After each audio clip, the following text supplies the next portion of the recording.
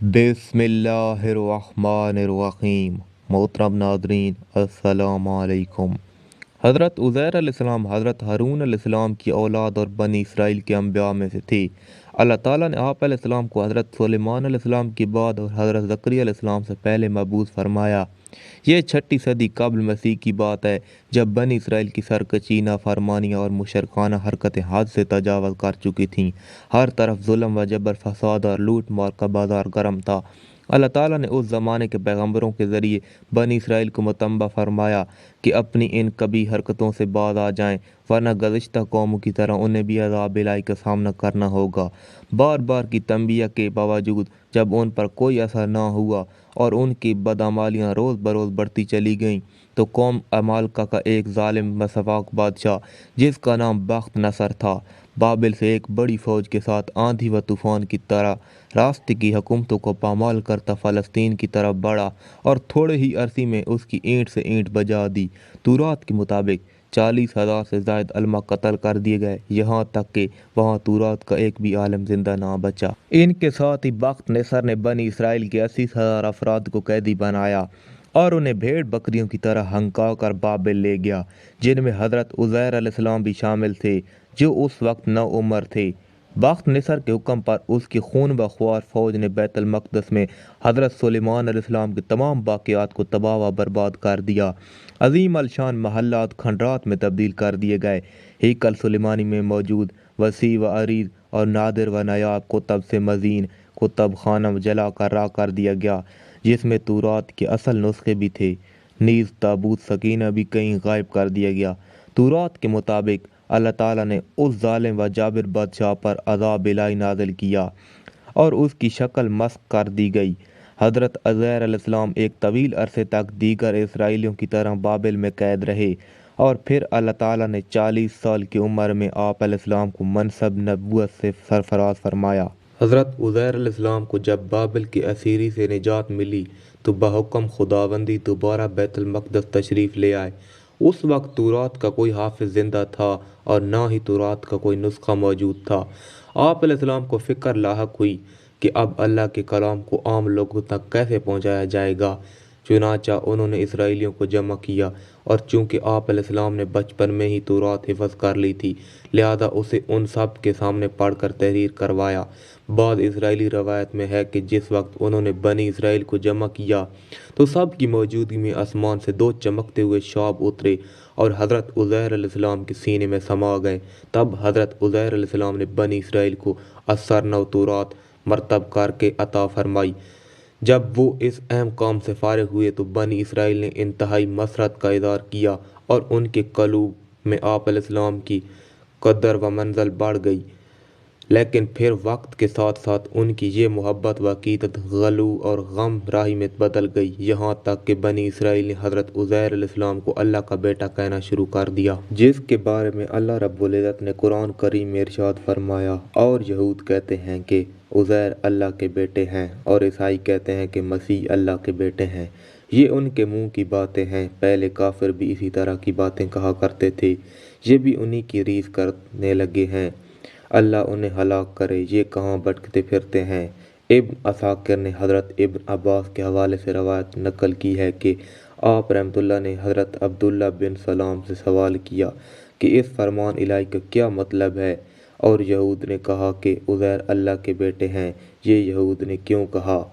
अब्दुल्ला बिन सलाम ने फरमाया कि हज़रत उज़ैर अलैहिस्सलाम ने बनी इसराइल की खातिर पूरी तौरात हिफ्ज़ कर ली, जिस पर उन्होंने कहा मूसा अलैहिस्सलाम भी इतनी ताकत नहीं रखते थे कि बग़ैर किताब के पूरी तौरात सुना सकें और पेश कर सकें, जबकि उज़ैर अलैहिस्सलाम हमारे पास पूरी तौरात बग़ैर लिखी और बग़ैर किसी किताब के लिए ले आए।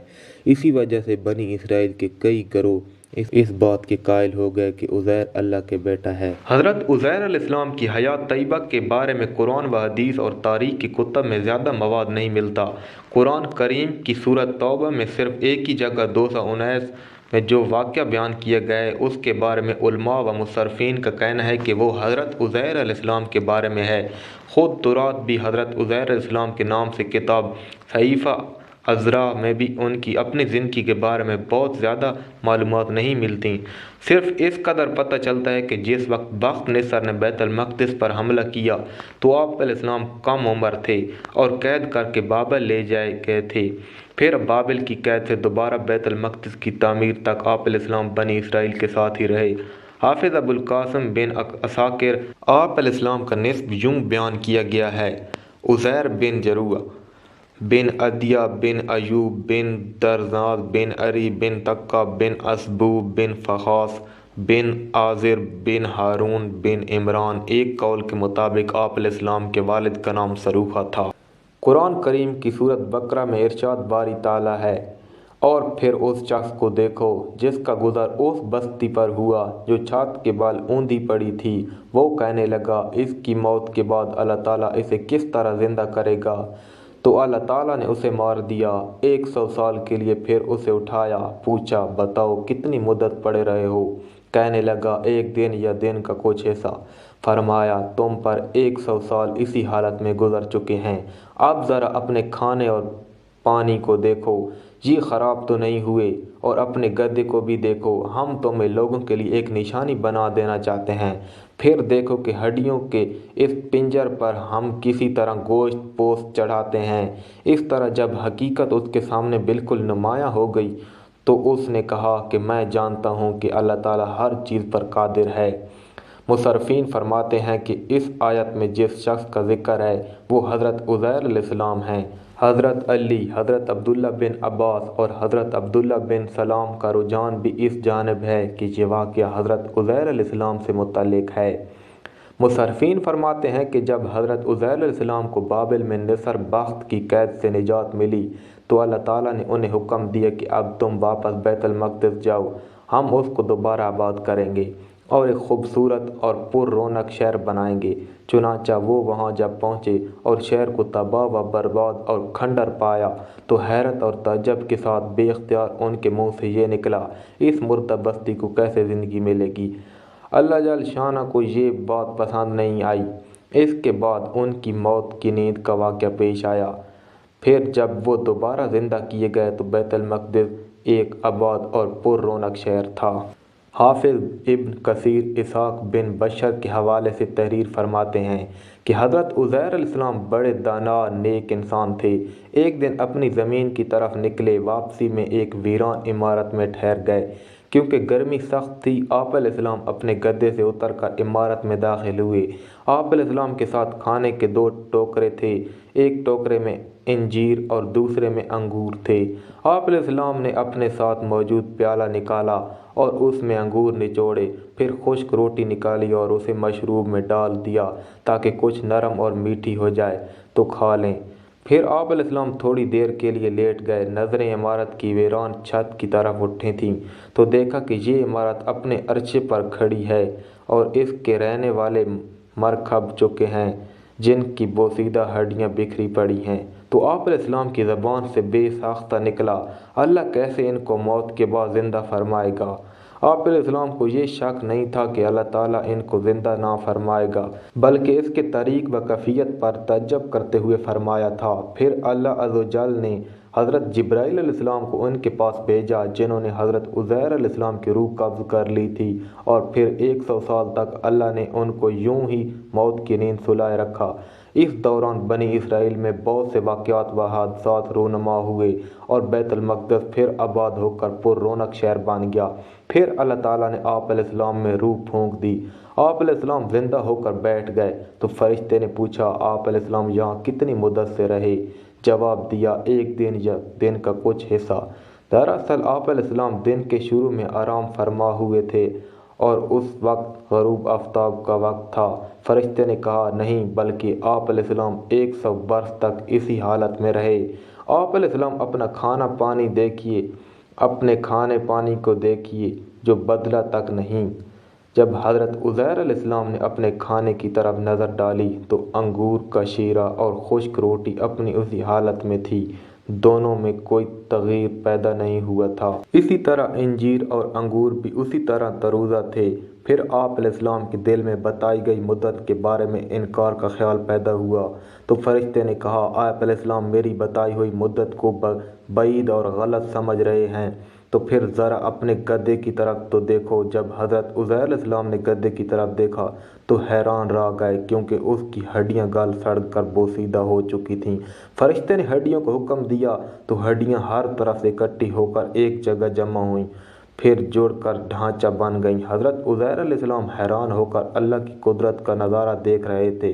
پھر اس ڈھانچے پر رگیں چڑھ آئیں، پھٹے بنے گوشت چڑھا، پھر ان پر کھال اور بال آ گئے۔ پھر فرشتے نے اس میں پھونک ماری تو گدھا آسمان کی طرف اپنا سر اور کان اٹھائے آوازیں نکالتا کھڑا ہو گیا۔ جب حضرت عزیر علیہ السلام نے قدرت الہی کی یہ نشانیاں دیکھیں اور شہر کو پہلے سے زیادہ بارونق پایا تو بول اٹھے کہ میں یقین کرتا ہوں کہ اللہ ہر چیز پر قادر ہے۔ پھر آپ علیہ السلام اپنے گدھے پر سوار ہو کر اپنے محلے میں تشریف لائے تو لوگوں نے آپ علیہ السلام کو نہیں پہچانا۔ آپ علیہ السلام اپنا گھر بھی بھول چکے تھے۔ ڈھونڈتے ڈھونڈتے اپنے گھر پہنچے تو وہاں ایک نابینا اور اپاہج بڑھیا کو بیٹھے پایا، جس کی عمر تقریباً 120 سال تھی۔ وہ وہاں کے رہائشیوں کی والدہ تھیں۔ جس وقت آپ علیہ السلام گھر سے نکلے تھے اس وقت وہ 20 سال کی نوجوان لڑکی تھی اور آپ علیہ السلام سے خوب اچھی طرح واقف تھی۔ حضرت عزیر علیہ السلام نے اس بڑھیا سے پوچھا کیا یہ عزیر کا گھر ہے؟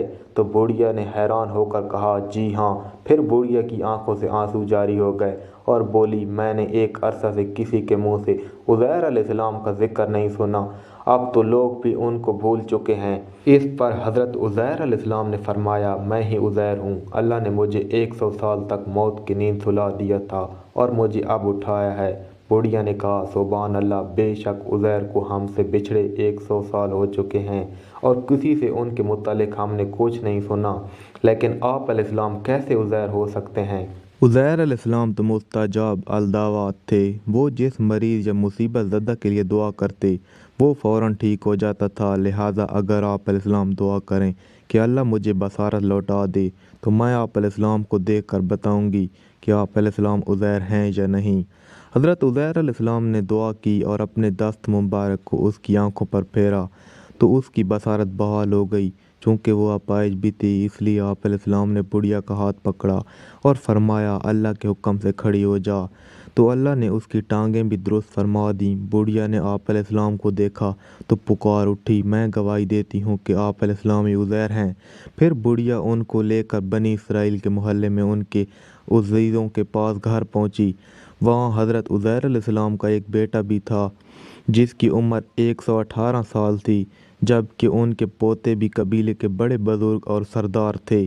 بڑھیا نے ان سب کو آواز دی اور بولی یہ عزیر علیہ السلام ہیں، اللہ نے ان کو 100 سال کے لیے موت کی نیند سلا دیا تھا، یہ اب اللہ کے حکم سے اٹھے ہیں اور تم سے ملنے آئے ہیں۔ لوگوں نے پہلے تو یقین نہیں کیا، لیکن جب اس نے اپنی بینائی آنے اور ہاتھ پاؤں ٹھیک ہونے کے بارے میں بتایا تو سب حیران رہ گئے۔ ان کے بیٹے نے کہا میرے والد کے دونوں شانوں کے درمیان ایک سیاہ نشان تھا۔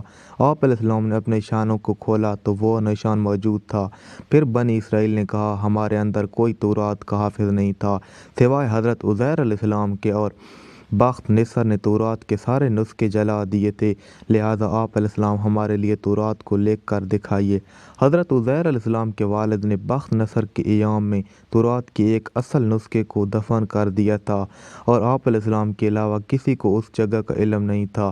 چنانچہ حضرت عزیر علیہ السلام ان کو لے کر اس جگہ پہنچے اور گھڑا کھود کر تورات نکالی، جس کے اوراق بہت بوسیدہ ہو چکے تھے اور لکھائی بھی مٹ چکی تھی۔ پھر آپ علیہ السلام سب کو لے کر ایک درخت کے سائے میں تشریف فرما ہوئے۔ اتنے میں اللہ کے حکم سے آسمان سے 2 شعلے اترے اور آپ علیہ السلام کے سینے مبارک میں داخل ہو گئے اور آپ علیہ السلام کو پوری تورات خوب یاد آ گئی۔ آپ علیہ السلام نے نئے سرے سے تورات لکھ دی۔ آپ علیہ السلام نے نئے سرے سے تورات لکھ کر بنی اسرائیل کے حوالے کر دی۔ ایک تو آپ علیہ السلام نے تورات لکھی اور دوسرے آپ علیہ السلام کے ساتھ 2 شعلوں والا معاہدہ پیش آیا، جس کی وجہ سے بنی اسرائیل انہیں اللہ کا بیٹا کہنے لگے۔ حضرت ابن عباس فرماتے ہیں کہ حضرت عزیر علیہ السلام اس آیت کی حقیقت کے مصداق بن گئے اور ہم آپ کو لوگوں کے لیے نشانی بنا دیں، یعنی بنی اسرائیل کے لیے، اور یہ نشانی اس طرح تھی کہ آپ علیہ السلام جب اپنے بیٹوں اور پوتوں کے ساتھ بیٹھتے تو وہ بوڑھے لگتے اور آپ علیہ السلام بالکل جوان، کیونکہ آپ علیہ السلام کی وفات 40 برس کی عمر میں ہوئی اور 100 سال بعد جب اٹھے تو پھر بھی وہی عمر تھی۔ فین کے مطابق آپ علیہ السلام کی قبر اتر دمشق میں ہے۔